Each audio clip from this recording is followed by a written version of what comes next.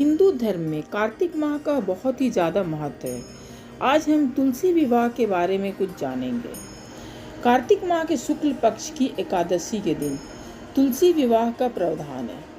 तुलसी विवाह देव उठनी या देवोत्थान एकादशी को मनाया जाता है। इस दिन तुलसी माता की विधि विधान से पूजा की जाती है और तुलसी को दुल्हन की तरह सजाया जाता है। यह एक मांगलिक और आध्यात्मिक पर्व है।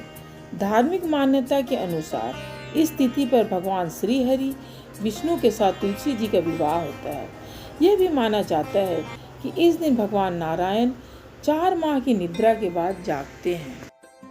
इस साल तुलसी विवाह यानी कि देव उठनी एकादशी 14 नवंबर को मनाई जाएगी। आज हम जानेंगे कि कार्तिक के महीने में तुलसी विवाह क्यों किया जाता है, इसकी कथा क्या है और इसका महत्व क्या है। तो एक बार हमारे चैनल सुमन की आस्था को प्लीज सब्सक्राइब कर दें। यह प्रथा पौराणिक काल से चली आ रही है। हिंदू पुराणों के अनुसार तुलसी एक राक्षस कन्या थी जिनका नाम वृंदा था। राक्षस कुल में जन्मी वृंदा श्री हरि विष्णु की परम भक्त थी। वृंदा का विवाह जलंधर नामक पराक्रमी असुर से करा दिया गया।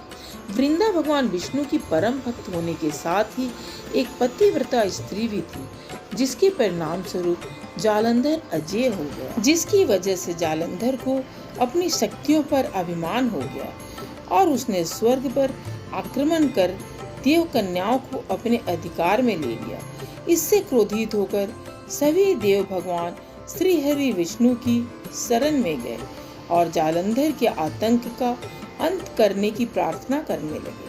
परंतु जालंधर का अंत करने के लिए सबसे पहले उसकी पत्नी वृंदा का सतीत्व भंग करना अनिवार्य था। इसलिए भगवान विष्णु ने अपनी माया से जालंधर का रूप धारण कर वृंदा के पतिव्रत धर्म को नष्ट कर दिया, जिसके कारण जालंधर की शक्ति छीन हो गई और वह युद्ध में मारा गया। जब वृंदा को श्री हरि के छल का पता चला तो उन्होंने भगवान विष्णु से कहा, हे नाथ, मैंने आजीवन आपकी आराधना की, आपने मेरे साथ ऐसा क्यों किया?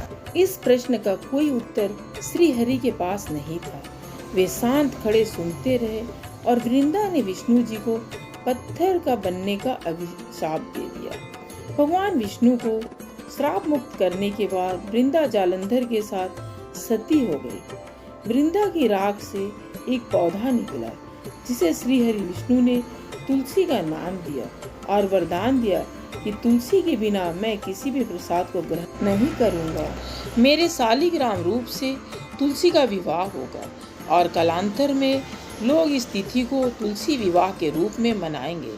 देवताओं ने वृंदा की मर्यादा और पवित्रता को बनाए रखने के लिए भगवान विष्णु के शालिग्राम रूप का विवाह तुलसी से कराया।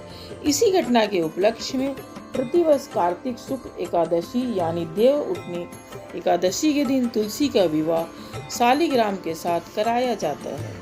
तुलसी विवाह के लिए सुहागिन स्त्रियां स्वच्छ वस्त्र धारण करके सर्वप्रथम तुलसी के पौधे के आसपास सफाई करती है। तुलसी को दुल्हन की तरह सजाया जाता है और 16 श्रृंगार अर्पित किया जाता है। महिलाएं तुलसी माता को भोग अर्पित करके उससे अपने सौभाग्य की कामना भी करती हैं। यदि आपको माँ तुलसी विवाह के बारे में बताई जानकारी अच्छी लगी तो प्लीज़ सब्सक्राइब जरूर करें। धन्यवाद।